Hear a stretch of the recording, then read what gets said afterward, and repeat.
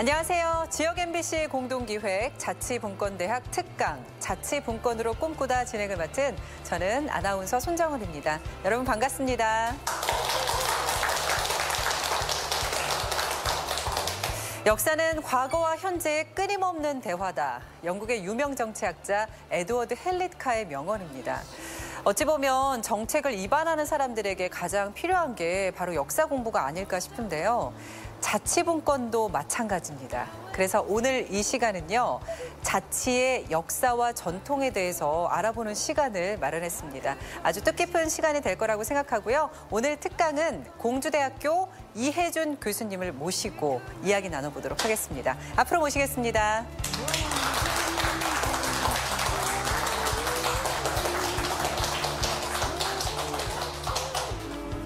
네, 교수님. 그 역사 속의 자치라고 하니까요. 저는 고려시대가 생각났거든요. 이 고려시대가 호족의 시대였잖아요. 그럼 어찌 보면 고려시대에도 지방자치를 한 걸까요? 제가 오늘 강의를 시작하는데 우리 이제 이 방송을 들으시는 분도 있고 지금 같이 오신 분들이 있는데 본관이 있으세요? 네. 본관이 언제 생겼을까요? 첫 질문부터 어렵네요. 그러니까 지금 제가 이제 오늘 강의하면서 가끔 이렇게 자연스럽게 대화를 할 수도 있는데 그냥 편하게 대답하셨는데 사실 우리나라 성씨가 생긴 게 신라 시대가 아니에요. 고려 시대에 생겼는데 고려 시대에 생긴 성씨도 극히 적어요. 그러니까 우리 학교에서 공부할 때 호족의 시대라고 배웠던 기억나세요? 네. 그 호족이 바로 지방 분권의 대표자죠. 그래서 그 사람들이 그 지역에 사니까 본관이라는 걸 경주 김씨다, 뭐 단양우시다 이렇게 붙여줬던 거죠. 그래서 이제 극히 적은 지배층이지만 이제 고려 시대의 그런 호족의 시대라는 게 그런 의미를 갖고 있어서 자치 분권을 얘기하면 고려 시대 얘기가 조선 시대보다 오히려 더 강할 수가 있지 않겠나. 그리고 세습이 됐거든요. 근데 조선시대는 계속 이제 지배층이 바뀌니까 이제 그런 차이가 있죠. 네. 아무래도 역사 이야기 하다 보니까 고려시대, 호족시대 이야기까지 나왔는데 그러면 지방자치의 관점에서 고려와 조선의 차이점은 뭐였을까요? 조선시대의 지방자치라고 하는 거는 중앙집권하고 이렇게 서로 짝을 이룬다고 그럴까 아니면 서로 다른 역할을 했다 이렇게 되겠죠. 근데 고려 시대는 중앙 집권을 하기는 하지만 지방 분권을 지방을 굉장히 강화시켜준 거거든요. 그래서 그 지방에 세습적으로 계속해서 그 전통이 살아남도록 그래서 자치로 얘기하면 훨씬 더 자치라고 할 수가 있겠죠. 근데 이제 조선시대 유교사회에서 자치라고 하는 거는 중앙과 지방 사이에 적절한 대화가 있고 또 하나 이제 오늘 강의에서 많이 얘기가 되지만 지배층만의 얘기가 아니라는 거죠. 마을이라는 게 있고 그냥 일반 민중이 있잖아요. 지금도 저는 우리 이거 지방자치를 얘기하고 있지만 제가 농담처럼 얘기하는데 오히려 아파트에서의 지방자치가 동단위에서 있는 게 진짜 옛날 마을 거거든요. 이제 그런 것도 한번 좀 같이 생각하면 좋을 것 같아요. 그렇군요. 그러면 질문을 또 하나 드리고 싶은데 조선은 왕과 사대부의 나라였잖아요. 그러면은 조선시대 지방의 작은 마을에 살았던 사람의 입장에서 이 자치라는 거를 느낄 수가 있었을까요? 저는 이 자치분권대학 강의를 할 때 지금 이제 질문과 관련해서 이제 연결이 돼서 말씀을 드리겠는데 여러분한테도 묻고 싶어요. 지방자치를 할 때 멤버십으로 할 거예요? 리더십으로 할 거예요? 마을은 멤버십입니다. 마을은 멤버십이에요. 그런데 향촌사에 뭐 이렇게 군 단위 이렇게 나라 단위로 가면 자치에 멤버가 리더입니다. 지금도 나는 리더가 많은 것 같아. 리더하고 싶은 생각이 많은 것 같아. 근데 사실은 지방자치, 마을자치 같은 건 정말로 멤버십이거든요. 거기서 잘난 놈, 뭐 멋진 놈, 뭐 돈 많은 놈, 지식 많은 놈, 이 얘기가 아니거든요. 어른이 최고예요. 아, 그거 안 된다니까 그래. 한 칼에 나가는 거예요. 근데 요새 같으면 따질 거 아니에요. 법이 이렇게 돼 있고 뭐가 어쩌고 이렇게 하면 뭐가 이해가 되고. 근데 사실은 옛날에는 그 마을에서는 그 경험을 많이 가졌던 어른이 마을의 어른이 모든 걸 다 이렇게 해도 다 따랐잖아요. 그게 이제 우리가 생각해야 될 부분인 것 같아요. 지금도 앞으로도 그런 걸 생각해야 될 것 같아요. 네. 본격적인 강연을 아직 시작하지 않았는데 많은 이야기를 지금 해주고 계십니다. 네, 지금 들어보니까 리더십과 멤버십에 대한 얘기도 굉장히 중요한 것 같은데 이제 들을 강연에서 여러분께서 자세하게 이해하실 수가 있을 겁니다. 그러면요, 저희 교수님의 한국 역사 속의 자치 전통과 문화 강연을 본격적으로 들어보도록 하겠습니다. 방금 우리가 강의 시작하기 전에 좀 질문도 하고 이렇게 얘기했는데 과연 전통사회에서 한국의 전통사회에서 자치가 얼마나 있었을까? 전통시대에 과연 자치법이 그렇게 철저하게 있었는가? 그건 아닌 것 같아요. 근데 그거를 공통적으로 인정해주는 분권사회를 얘기할 때 일본하고 한국을 비교하면 어디가 더 분권 자치가 잘했을까요? 강했을까요? 일본에 가서 얘기를 들어보면 일본이 굉장히 세다고 그래요, 분권이. 그리고 일본은 섬이잖아요.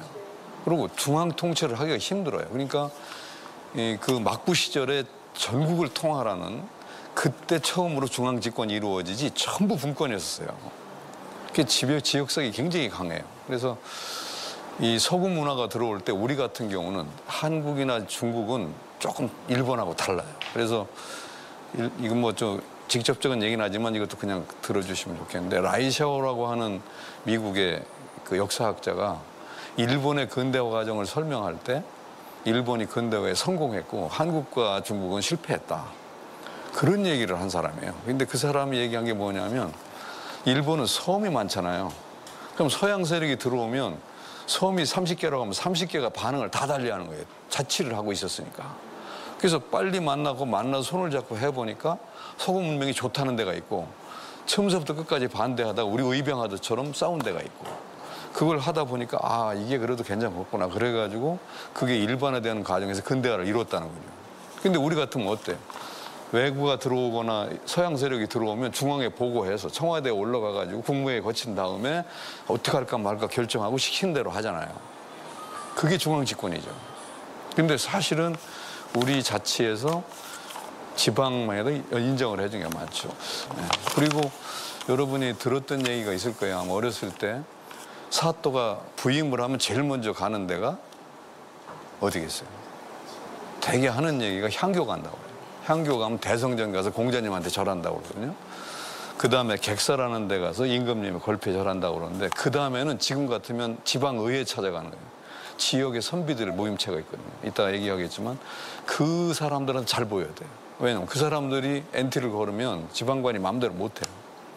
근데 그 지방에 있는 사족이라는 게 조선시대는 지금하고 좀 달라서 그 지역의 토대를 갖고 오랫동안 살아오면서 학식과 교양과 교화를 했던 장면들. 그러니까 그 사람들이 지방관 온 사람 와서 2년이나 3년 하고 가는 거 아니에요. 평가를 할 때 X를 쳐버리면 일이 안 되는 거죠. 그래서 서로 교류를 잘한다 그런 얘기를 하죠. 그래서 우리의 지방자치는 이제 제가 이 얘기를 이제 우스갯소리 같이 이렇게 했지만 오랜 전통 속에 있었고 좀 다르다. 그러니까 제도로서 지방자치는 이런 법에 의해서 요렇게 한다 저렇게 한다 이런 게 아니라는 거예요. 그리고 이제 마을로 좀 내려가 볼게요. 제가 농촌진흥청에서 마을 규약 심사위원을 한 적이 있어요. 전국에서 마을 규약을 만들어서 지금 이제 한 10년 된 것 같아요. 그걸 전부 해가지고 거기서 1, 2, 3등을 해서 금상, 은상 이렇게 주는. 근데 보니까 마을 규약이요 50페이지가 넘어요. 그리고 잘못하면 이럴 때는 뭐 30%를 환수, 이럴 때는 뭐 70%를 환수, 이럴 때는 뭐 어떻게 규약이 그렇게 자세하더라고요. 조선시대 마을 규약 어땠을까요? 그러니까 50페이지라고 그랬잖아요. 페이지는 몇 페이지라고. 양반 사는 동네는 한 3페이지 돼요. 그래도 먹물들이 있는 데는. 근데 딴 동네 섬에 가보면요 없어요. 그런 놈이 어딨어? 그럼 한 칼에 가는 거예요. 뭘 따질, 그게 사람이냐? 한 칼에 가는 거예요. 그 아버지가 참 너 때문에 참 창피하겠다. 한 칼에 가는 거예요. 제가 공주에서 왔잖아요. 공주에는 이 동네 앞에 범죄 없는 마을이라는 표식이 있어요.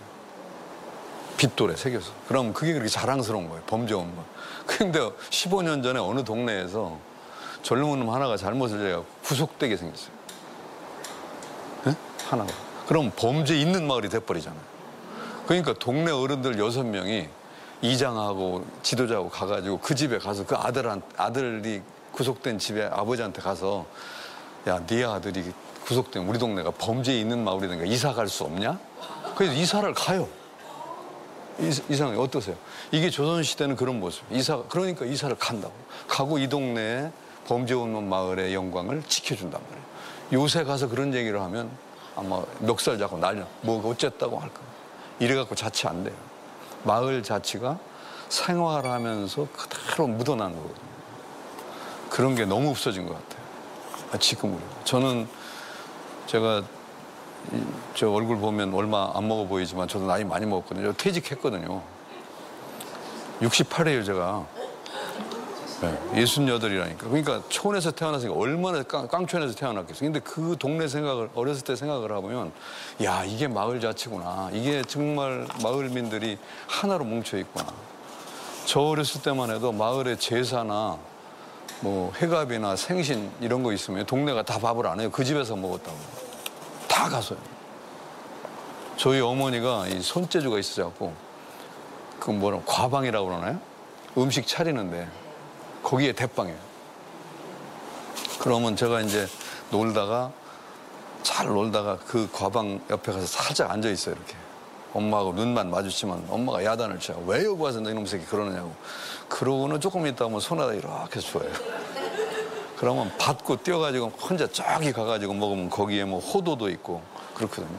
근데 그런 것이 사실은 마을에서 공통적으로. 그리고 마을에 그런 행사를 하면 생각해 보세요. 그런 시골, 여기 나이 든 분 계시니까. 차일 공동 거죠. 그릇 다 동네 거죠. 상 다 동네 거죠. 그래서 행사 있으면 그걸 갖다 쓰고 깨진 것만 보상해주고 사용료 얼마 내고 같이 하는 거예요. 병풍, 차일, 밥상, 그릇 다. 그리고 동네 사람 다 와서 몸부조 해주는 거예요.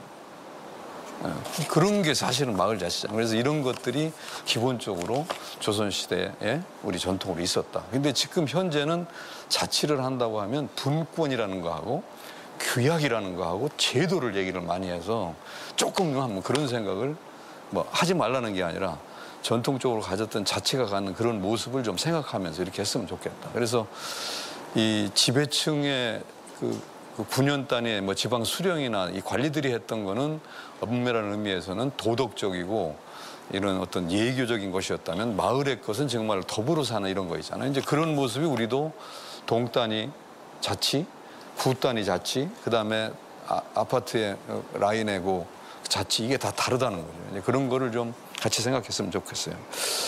그리고 이 공동체의 개념이라는 게 저는 섬에 가서 그런 걸 느꼈는데 섬 분들은 섬이 작은 섬들이 있잖아요. 큰 섬에 마을이 여러 개 있지만 작은 섬들이 있을 때 섬과 섬 사람들이 그렇게 독립적이에요. 정말 생각이. 그래가지고 싸움이 나오면 정말 굉장히 크게 싸우는데 더 멀리 있는 내륙하고 싸울 때는 완전히 한편이 되거든요. 네. 근데 그 얘기를 동네에서도 마찬가지예요. 지금 우리가 일제시대에 와서 마을을 막 바꿔놨어요. 동네 2개를 합쳐서 하나로 만들고 한 동네를 잘라서 1구, 2구 만들고 이게 일제시대의 것이거든요. 그래서 그거는 제도로서 뭐 세금을 걷는다든가 통제를 할 때는 그렇게 되지만 원래 의미로 얘기하면 기후제 같이 지내고 상여 같이 메고 둘의 품앗이나 이거 다 같이 하고 서당 같이 다니고 그리고 집안에 내력 다 있고 저희 때만 해도 명절 때 그 세배하러 다닌 거 동네 다 다녔잖아요.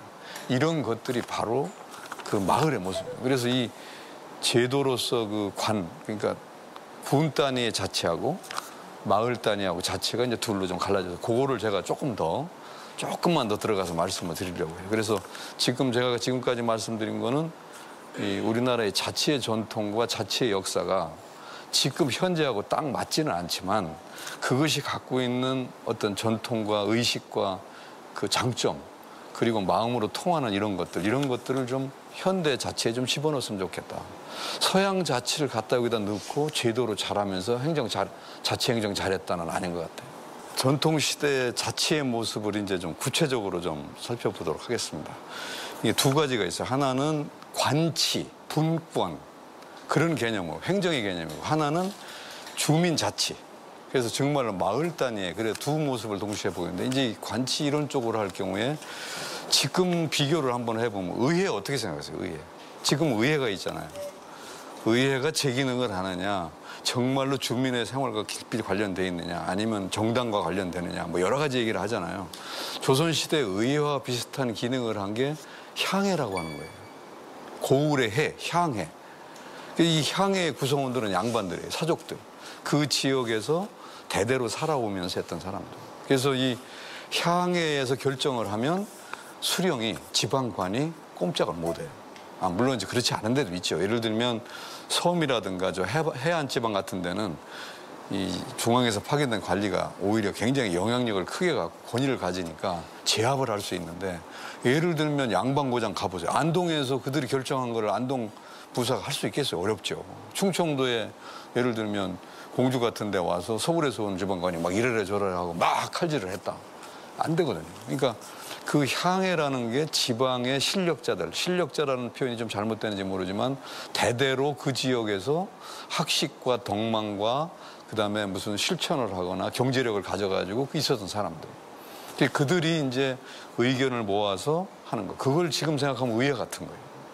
공동의 의견. 그걸 공론이라고 하거든요. 근데 그런 거기에 참여하는 사람들이 아무나 되는 게 아니에요. 그 지역에서 오래 살아서 전통성이 있어야 된단 말이에요. 제가 전라도 영암 구림이라는 데를 가봤어요. 거기가 이제 대동계로 유명한 해사정도 있고 그랬는데, 암행어사 박문수가 그 동네를 갔다가 너무 아주 질서정연하게 동계를 하니까 슬그머니 가서 옆에가 앉은 거예요. 타 지역 사람이 와서. 그랬는데 그냥 난리가 난 거예요. 저놈 잡아라. 그래가지고 묶어서 그 형틀에 놓고 이 곤장 때리는데 묶어놓고 대패를 갖고 앉았던 마루를 깎아내는 거예요. 여기 앉지 못할 놈이 앉았으니까 이 자리를 깎아야 된다. 그래가지고 이제 곤장을 때리려고 하니까 우리가 맨날 봐서 알지만 그때 이제 암행어사 출도해서 이제 살아났겠죠. 그러고서 하는 얘기가 너무 참 이런 규약이 있고 이렇게 하는 걸 보고 너무 신통하고 좋아가지고 내가 구경하러 왔다고. 그런데 미안하다. 이제 그러면서 내가 누구다. 그랬는데 그 얘기를 서울에 가서 영조한테 보고를 합니다. 박문수가. 그때 영조 임금이 뭐라고 그러냐면 나도 거기 참여하고 싶다. 그리고 그 말이 이제 거꾸로 전라도 관찬사를 통해서 영암군수한테 갔을 거 아니에요. 임금님께서 그 자리에 참여하고 싶다. 근데 그 마을에 공론을 했던 그 마을 분들이 회의를 해가지고 임금님은 절대 안 된다. 올 수가 없다. 꼭 오고 싶으시면 임금님이 이쪽으로 이사를 오셔라. 그 모임에는 20리 안팎에 사는 사람만 들어올 수 있어요. 타 지역 사람 올 수가 없어. 그래가지고 임금이 이사 올 수는 없잖아요. 그래갖고 임금을 안 받아준 거예요. 근데 가만히 생각해보니까 불안했던가 봐.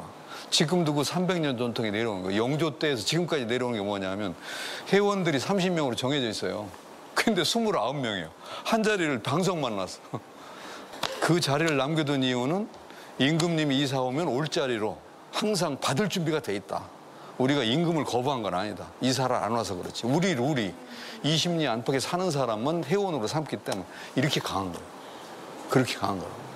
그래서 그 향해를 구성할 때 그 규약이 향규라는 것이에요. 향약은 주민 10만 명이 다 지하는 것이고 향규는 의회 의원들만 하는 거예요. 그 향규가 굉장히 강해요. 그래서 향해와 향규, 그리고 그 의원 명단을 향안이라고 그래요. 향안, 향규, 향해. 아마 이게 처음 들어보실 수 있을 것 같아요. 근데 이게 고기가 바로 지방자치의 아주 원형이에요. 이게 의회의 전신이에요. 그 다음에 유향소와 경제소라는 게 있어요. 유향, 고향에 머무는 게 유향이고요. 경제는 서울에 가서 있는 게 경제예요. 서울 경자, 있을 제자. 머물 유자, 고향 유자, 향자. 그래서 유향소는 우리가 지금 말씀했던 대로 뭐 의회도 될 수 있지만 뭐 정당 사무실 같은 게 되겠죠. 그래서 지역에 다 이 행정을 하고, 경제소라는 건 지방 연락사무소가 서울에 와 있는 거예요. 그래서 그 경제소에는 책임자가 지방에서 파견되는데 거기를 들락날락하고 거기서 차 마시고 거기서 얘기하는 사람이 누구냐 하면 그 지역 출신 서울의 관리들이에요. 그냥 모여 앉아서 거기서 고향 얘기도 하면 재밌을 거 아니에요. 고등학교 선배 후배 있는 것처럼. 그런데 거기서 얘기가 되면 요새 얘기했을 때 국회에 가서 예산을 따낼 때 뭐 한다든가 어떤 뭐 관광 개발을 할 때 영향력을 형성한다든가 지금 이런 것 때문에 문제가 될 수 있으니까 빨리 준비하라든가 이런 걸 해주는 거예요. 이해가 되세요? 그게 경제수하고 요양수하고. 두레라는 건 잘 아시죠? 두레는 다 없어졌어 지금은. 근데 옛날에는 이게 두레가 많은데 두레가 이제 마을 공동체거든요. 그래서 마을에 농사를 질 때 두레꾼들이 다 같이 해주는 거거든요. 근데 이제 장난 말씀 드려보겠습니다. 일을 할 때 대강 철저히 하는 게 어떻게 하는 거예요? 이 대강 철저히 말이 두레에서 나온 말이에요. 자 보세요. 지금은 나는 지금도 주민자치 할 때 꼭 얘기를 하지만 요새 마을 사업들이 많아요. 그러면 마을 사람들이 동원해서 일을 해서 사업을 해서 수익을 올리는데 수익금 중에 마을 기금으로 들어가는 게 몇 프로일까요? 30%, 50%, 3%, 5%.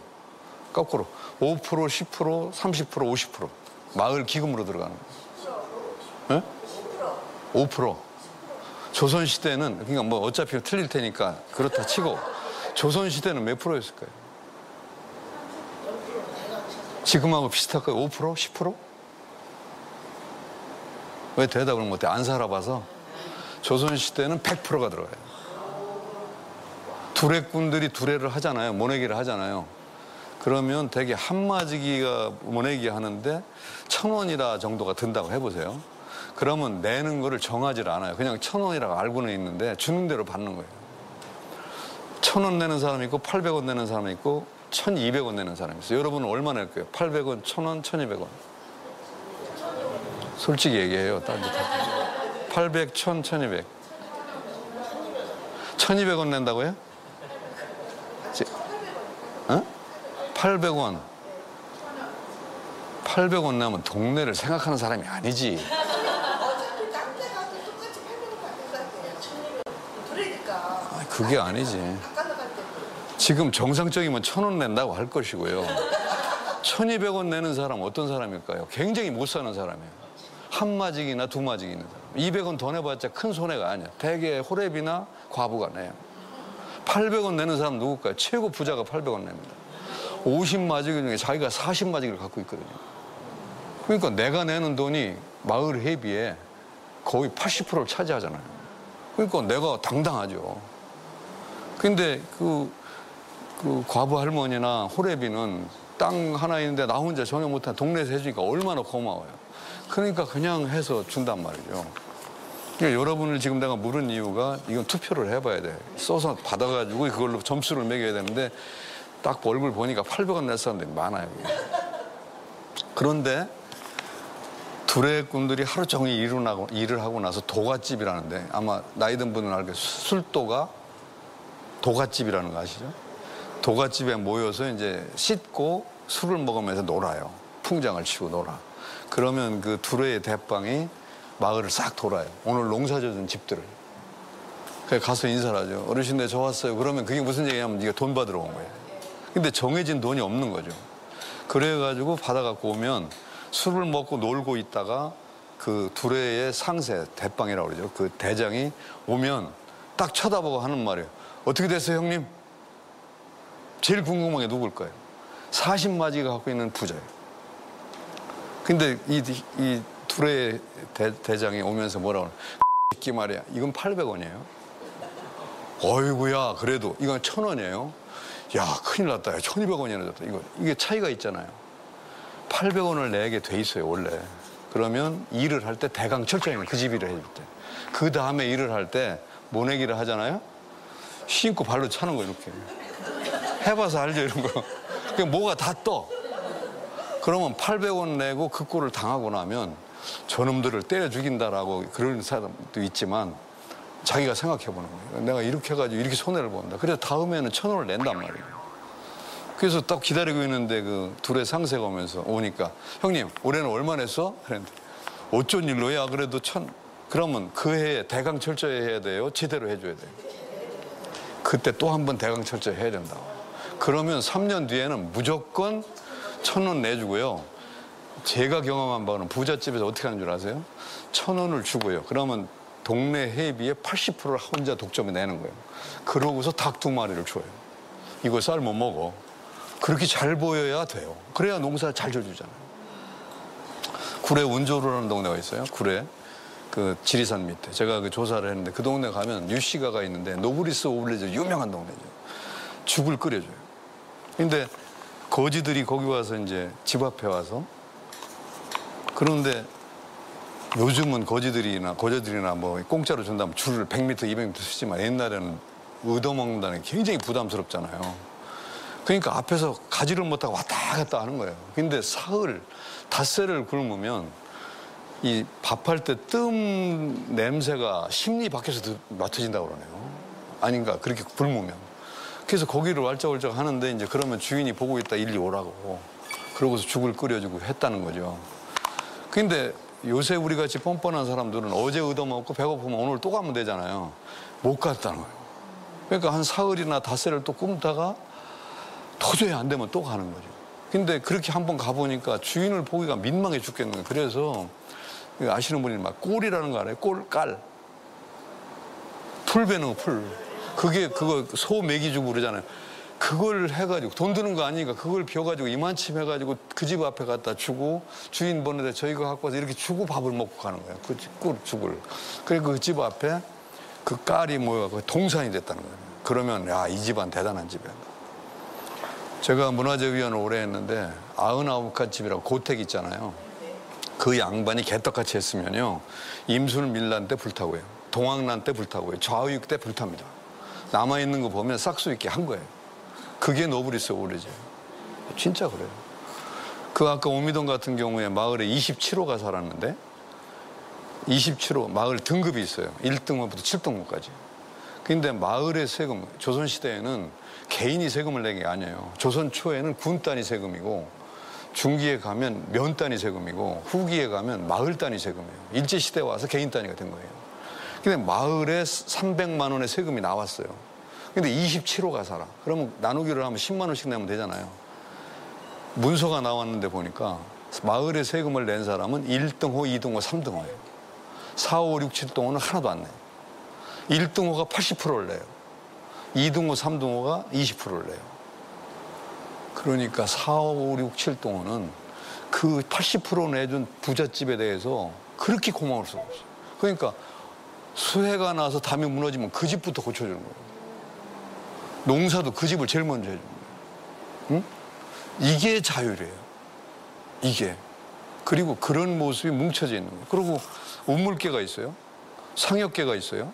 서당계가 있어요. 누가 더 제일 많이 나겠어요? 부자가 많이 내죠. 그걸 똑같이 걷어내겠습니까? 그런 과정을 통해서 서로 이렇게 뭔가 마음도 합쳐지고 가슴도 합쳐지고 또 그 역할도 하고 그래서 어떤 때는 폼 잡기도 하겠죠. 고개 뻣뻣이 세고. 그러나 또 거꾸로 보면 여러분들이 조선시대 태어나면 그런 얘기 들어보셨어요? 주인이 어디 갔다 오는데 늦게 와서 밥이 다 식어. 그러니까 끌어안고 있었다는 거죠. 품에다 넣고. 지금 그렇게 할 사람 있어요? 옛날에 노비로 태어났으면. 주인이 개떡같이 하면 거기다 침 뱉었을 사람들이야. 끌어안고 있을 리가 없다고. 그게 무슨 얘기예요? 주인이 잘했으니까 그런 거예요. 그다음에 전설 중에 이런 게 있어요. 임진왜란 때 왜구가 들어왔는데 주인이 칼에 맞아 죽을 것 같으니까 노비가 가서 탁 맞아 죽었다. 개떡같이 해보세요. 왜 맞아 죽습니까? 아이고 요새 잘 죽었다. 박수 뒤에서 해요. 그런데 자기가 죽는다는 거는 그 주인이 얼마나.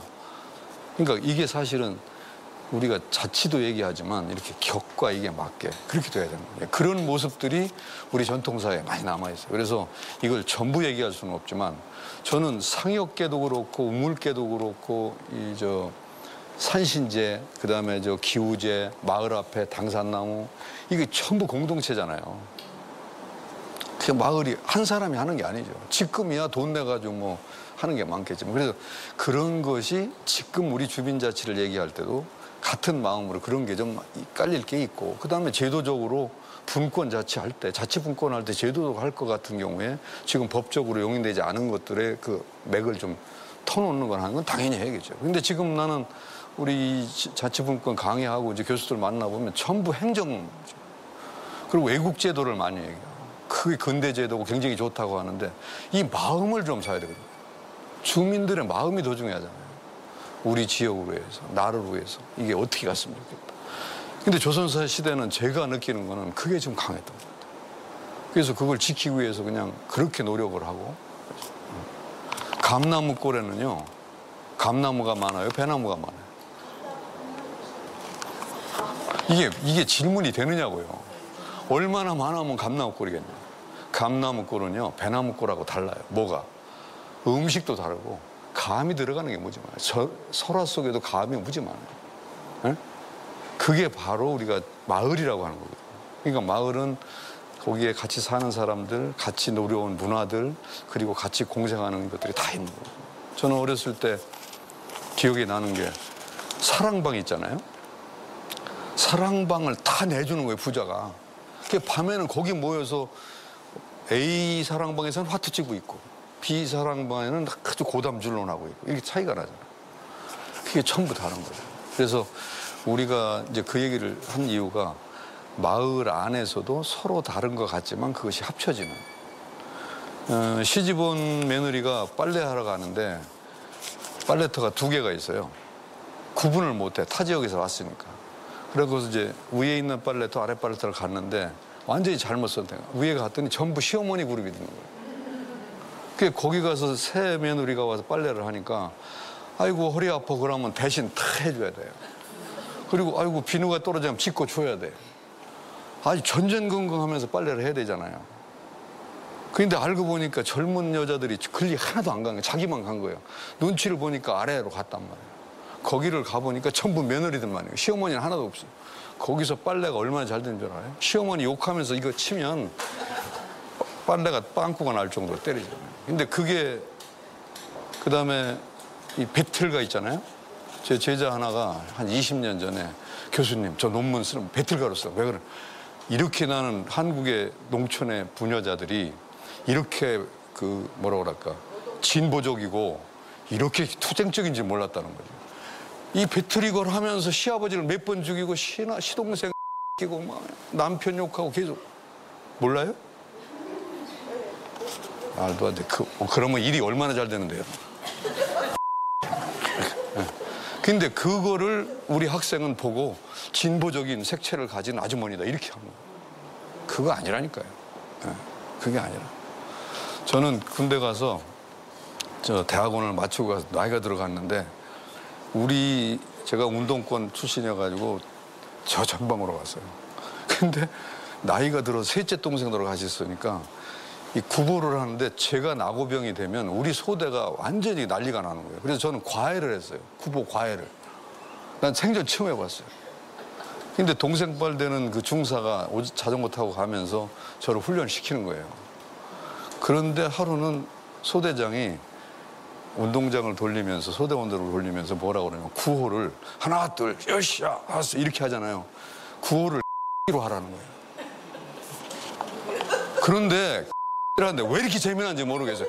대대장, 현대장 이게 나쁜 뜻이 아니에요. 이거 할 때 한 건 나쁜 뜻이 아니에요. 근데 그게 바로 민중 속에 있는 거거든요. 그걸 가지고 예를 들면 고급스럽게 창크를 하면서 얘들은 수준이 20점짜리고 이런 인간들은 상종하지 마라. 이건 아니잖아요. 그래서 이 자치와 자율도 마음이고 그건데 그걸 하나로 합칠 수 있는 여러 가지가 있잖아요. 그래서 그런 것들에 대해서 한번 좀 다시 생각해보면 좋겠다 이런 생각이 듭니다. 일단 강의 이 정도 마치고 혹시 질문할 거 있으면 듣도록 그렇게 하겠습니다. 네, 교수님 강연 잘 들었습니다. 이야기 듣다 보니까 우리 역사 속에서 이렇게 자치의 전통과 문화가 다양한지 오늘 정말 처음 알게 된 것 같아요. 여러분께서도 들으시면서 또 궁금한 점들 있으셨을 것 같은데요. 질문 좀 한번 받아보도록 할까요? 네, 편하게 해주십시오. 누가 계신가요? 아, 네. 주민자치를 이야기할 때 리더십과 멤버십 중에 어느 것이 옳을까요? 아까 잠깐 얘기를 했으면 여러분도 한번 그 생각을 해보면 두 가지가 다 필요할 것 같죠. 근데 사실은 나는 먼저는 멤버라고 생각을 해요. 아니, 제 개인 생각이에요. 근데 이제 그 멤버십과 리더십이 서로 이렇게 짝이 맞아야 되는 거지. 멤버십하고 리더십을 각자 가게 되면 그건 자치의 아마 그 어떤 호흡이 맞지 않지 않나 그런 생각이 들거든요. 예, 상충이 되고. 그리고 제가 지금 이제 보통 그 지금 현대 사회에서 시의회나 자치협의회 이런 걸 보면 목표가 우리 주민들 전체가 생각하는 공동 목표인 경우가 있고 특정 이해가 반영되는 목표가 있잖아요. 그래서 이제 멤버로서의 그 기능에 그거를 충실히 수용하는 그런 게 있지 않고는 안 된다. 그래서 전통 사회에는 제가 볼 때는 그래요. 제가 볼 때는 그 기우제 혹시 기우제 가보신 분이 있어요? 지금 그 멤버십 리더십 얘기하는 거 연결을 시켜 말씀드려볼게요. 기우제를 지내자고 이제 비가 안 와가지고 농사를 망치게 생겼어요. 젊은 사람들이 동네에 가장 대빵 어른한테가 어르신네 기우제 지내야 되는 거 아니에요? 큰일 나겠어 이거. 아주 흉년도는 우리 망하게 생겼어요. 그러면 그 동네 어르신이 그래? 그럼 그 지내 이렇게 할 것 같아요? 아니요 그럴 것 같아요. 지내라고 그러겠죠? 제가 조사해본 경험으로는 야 빨리 물도 덮하고 더 좀 해봐 이놈들아. 하고 나서 안 되면 해야지. 그 정도 해가지고 또 비오나 빈다고 그러냐고. 그러다가 이제 그 다음에 또 가갖고 어르신네 안 된다니까요. 이제 안 나면 해다. 그럼 하자 이렇게 해서 하거든요. 기우제를 지내면 비가 오나 안 오나 제가 그래 물었잖아요. 근데 조선시대 제가 해보니까 지금은 달라졌지만 조선시대 전통적으로 조사 해보니까 기우제를 지내고 이제 네가 책임져라 그러는 거더라고요. 하느님한테 우리가 지냈으니까 네가 책임져라. 근데 전라도에 어디를 가니까 기우제를 지내는데 개고기로 지내요. 비 오겠어요 안 오겠어요? 여러분이 하느님은 비 주겠어요 안 주겠어요? 개고기로 기우제를 지낸다고. 제가 조사를 갔거든 학생도 데리고 어르신네가 그냥 당당하게 개고기 얘기를 하는 거예요. 그래가지고 멘붕이 왔죠. 뭐 이런 동네가 다 있나. 그래가지고 야 가자. 조사할 가치도 없다. 이게 누구예요? 중앙 중심의 생각이고 잘난 척하는 지식인의 생각이고. 동네를 나오다가 아무래도 이상한 거예요. 그래서 들어가서 물었어요. 어르신네 개고기가 부정타는 고기인 줄 아세요? 대답이 yes, no 어떤 걸까요? 모른다고 하겠어요? 안다고 하겠어요? 왜 대답이 안 나와? 단순히 생각하면 모르니까 했겠다 이렇게 생각. 나도 그렇게 생각했어요. 대답이 그 모르는 사람이 어디서 야단을 쳐요. 이게 뭐지? 알면서 왜 그렇게 지내? 사연을 들어보니까 기우제 지내는 산이 멋있어가지고 하느님이 완상하는 산이래. 아니 우리가 믿고 먹는 동네 사람. 거기다 계피를 발라놓으면 하느님이 두 종류가 있대. A형, B형. A형은 선녀 ABC 저 걸레 들고 저거 좀 닦아라. 저놈들이 왜 여기다 계피를 발랐어? 이렇게 하고. 성질 급한 B형 하느님 호수대고 뿌려 그런데. 이해 돼요? 아직도 이해가 안 되는 거야. 선녀 ABC는 오슬비가 이렇게 보슬비가 오는 거고 선녀 B형 호수대고 뿌리는 소낙비가 오는 거예요. 그러니까 그 동네 할아버지들은 기우제 지내면서 우리 동네는 충청도인데 우리 동네는 손이 빨리 되게 버렸어. 기우제 지내다 오줌 싸고 나면 다 샤워하고 가서 다시 해. 그렇게 정성을 다해야 됐어. 그 동네는 계피 발라놓고 주머니에도 손을 넣고 알아서 해. 얼마나 멋있어요. 아니 그거를 욕할 게 아니란 말이에요. 그러고서 비가 안 오잖아. 그럼 이렇게 해요. 하늘에 뭐 데모 하나 왜 바쁜가 보네. 못 본 것 같아.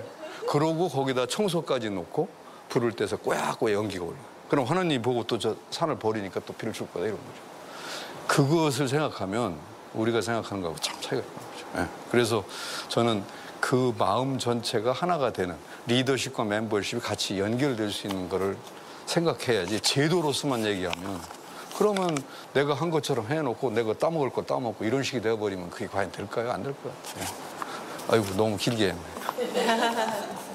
네. 다른 질문 또 있으세요? 그러면 전통사회에서의 그 지배층의 향촌 자치라든지 또 우리 그 또 마을에서만의 마을의 그 자율적인 생활 문화를 지금 최첨단 시대를 살아가고 있는 우리 발을 담그고 있고 21세기에 그리고 또 현재 주민자치에서는 이런 문화를 어떻게 계승하고 또 이것을 접목시켜서 활용을 해 나갈 수 있을까 하는 그런 의문점이 들었거든요. 네. 거기에 대해서 좀 여쭙고 싶습니다. 글쎄 뭐 정답을 제가 말씀드리고 있는데 지금 우리가 자치분권이라고 하는 게 사실은 시군 단위나 도 단위 이게 말하자면 주민들을 대표하는 대표자를 뽑아가지고 의회도 만들고 협의회도 만들고 이렇게 해서 하잖아요. 그게 이제 크게 보면 그 제도적인 그 관치일 것이고 제가 아까 그냥 우스갯소리 말씀했지만 시골 마을처럼 우리 아파트에도 서울 같은 데도 경기도 같은 데도 예를 들면 아파트의 그 생활권을 같이 하는. 그러니까 학교를 애들 같이 학교 다 같이 보내고 같이 시장 같은 시장 보고 같이 모여서 매일 마주치고 하는 그 사람들이 갖고 있는 자치의 어떤 그 모습, 그게 바로 마을 단위 공동체 아니겠어요? 그러면 그런 거를 하나만 좀 예를 들면 제가 저 토지공사에서 강의를 할 때 써먹었던 건데 한 15년 전에 서울에 이 공고가 났는데 아파트에서 우리 아파트는 공용 면적이 굉장히 높은 아파트다. 공용 면적이 몇 프로예요? 보통 아파트들. 근데 그 아파트는 보통 공용 면적보다 훨씬 높아요. 그래가지고 20층인데 11층을 완전히 공용으로 만들었어요. 11층에 탁구장, 커피숍, 독서실, 세미나실. 그러면 20층에서 한 층을 없앴으니까 평당 단가가 올라갈 거예요. 그러나 그렇게 하면 아마 우리가 얘기하는 마을 같지 않을까. 근데 그런 식, 그러니까 돈이 문제가 아니라 그렇게 하나가 되는. 근데 지금은 아파트 타고 같은 라인을 올라나면서 인사도 제대로 안 하잖아요. 그러고서 무슨 주민자치가 되겠어요. 그러고서 시청에 가서 주민자치 협의한다고요? 그건 말도 안 되는 소리예요. 그래갖고 뭐가 되겠어요? 난 그거 아니라고 보거든요. 그래서 그런 것까지 좀 생각하고 아이들도 이게 맞아야 되거든요. 그거 좀 차이가 있는 것 같아요. 강의 잘 들었습니다. 저 전통 사회 생활 공동체 조직 문화는 공생과 공익의 문화였습니다. 그런데 현대 사회는 이게 다소 부족하다고 저는 생각됩니다. 그래서 현대 주민자치에서는 과연 어떻게 계승하고 활용할 수 있을까요? 그걸 좀 듣고 싶습니다. 다 못하겠는데요.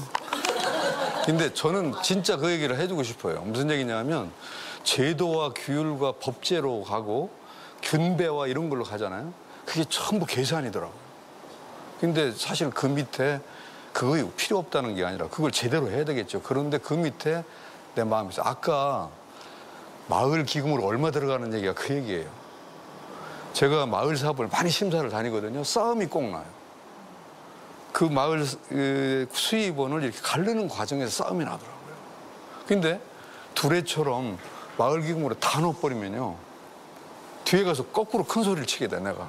내가 다 이래가 거기다 넣었는데 왜 그거 안 해? 이러고 되고. 지금 마을 사업 해보세요. 내가 사흘 가서 일했는데 얼마 왜 안 주느냐, 그러죠.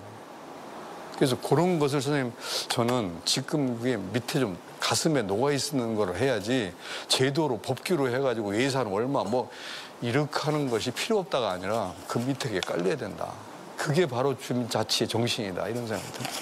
또 질문 있으신가요? 네. 네, 교수님 강연 잘 들었습니다. 저는 소셜벤처기업 소생 커뮤니티를 운영하고 있는 리더 최기석이라고 하는데요. 오늘 교수님 강연을 통해서 전통 마을 문화는 공생과 공익의 문화였음을 알 수 있었습니다. 아까 말씀하셨던 대강 철저하게라는 문화요. 그런데 현재 주민자치나 지역 공동체의 사업 수익 분배 그리고 공동 할당 비율 문제는 어떻게 보아야 하는지 말씀해 주시면 감사하겠습니다. 글쎄 정답을 제가 말씀드리는 그렇고 저는 거꾸로 저는 주민이 이제 자치분권하는 교수들한테 좀 꼭 얘기를 해주고 싶더라고요. 진짜로. 야, 그 밑에 좀 깔아라 좀. 밑에서 깔고 좀 해야지 이게. 근데 지금 대개는 정치적으로 노는 것 같아요. 네? 정치적으로. 근데 정치적으로 하지 말라는 게 그걸 해야죠. 왜냐하면 지자체라는 게 뭡니까? 그렇게 가야 되지 않겠어요? 그러면 국가 중앙정부 예산 중에 지자체 예산의 비율을 늘려줘야 되잖아요. 그걸 잘 쓰는 게 주민자치협의회죠. 그러니까 그건 하기는 해야 되는데 문제는 그 지역 주민들이 갖고 있는 지금 말씀하신 아까 그거하고 비슷한 건데 그들이 갖고 있는 것을 어떻게 잘 하나로 합치고 그들이 그걸 함으로 해서 자기가 자부심을 갖고 그걸 대대로 물려줄 수 있는가 이런 쪽에도 좀 신경을 써야 된다. 그것이 빠져버리면 안 된다. 그러니까 제가 옛날 제가 우리나라 촌락 사회사라는 책을 썼어요. 저서로. 일본에서도 번역되고 그랬는데 그걸 보고 일본 놈들이 뿅 가는 거예요. 한국의 전통이 그런지 몰랐다고. 근데 그 일본 애들이 한국에 그 이후로 이제 여기 답사를 오고 조사를 하면 제가 같이 다니는데 제일 멘붕이 오는 게 뭐냐면 일본하고 우리 다른 점이 마을에 가면 왜 교회도 있고 성당도 있고 점집도 있고 다 있느냐는 거예요. 그걸 이해를 못 하더라고요. 근데 우리 지금 다 다르잖아요. 그런데 어쨌든가 그게 하나잖아요. 그죠? 그 다음에 마을의 전체 일을 하는데 공동 재산이 그렇게 많은 거예요. 뭐 재산이라는 표현이 그렇지만 공동체의 것들이 많잖아요. 근데 잘 나가는 서구나 이런 데 가면 전부 개인의 그 지분이 다 있잖아요. 그래서 그걸 얼마나가 뭐 기여했다 이런 식으로 얘기하잖아요. 근데 이거는 같이 힘을 합쳐서 다 하는 거죠. 상여가 없어지거나 서당이 없어졌을 때 그거 누가 하는 거냐고요. 동네에서 다 같이 하는 거잖아요. 농악대가 농악을 쳐가지고 걸구설해요. 걸구설해서 자기들 그 먹나요? 그거 갖고 기업 마을 사업하거든요. 근데 그 마음 속에 지금 우리가 얘기하는 자치분권 속에 마을민들의 그 생각이 더 중요하다. 근데 그런 부면도 나는 한 30% 정도는 꼭 좀 깔려 있으면 그 생각이 들어서. 네, 고맙습니다. 네, 오늘 좋은 강연해 주신 공수대학교 이혜준 명예교수님께 다시 한번 박수 부탁드립니다. 네, 오늘 우리 역사 속의 자치 전통과 문화에 대한 이야기를 듣고 나니까요. 이 자치 분권이라는 게 꿈 같은 이야기가 아니라 정말 현실에서 우리가 직접 잘 실현할 수 있지 않을까라는 그런 자신감마저 생겼습니다. 예전에 우리 조상들도 이렇게 잘 해왔으니까 우리는 더 잘할 수가 있겠죠. 오늘 좋은 강연해 주신 이혜준 교수님 정말 감사드리고요. 그리고 잘 경청해 주신 여러분께도 감사드립니다. 오늘 이 시간은 모두 마치도록 하겠습니다. 지금까지 시청해 주신 여러분도 고맙습니다.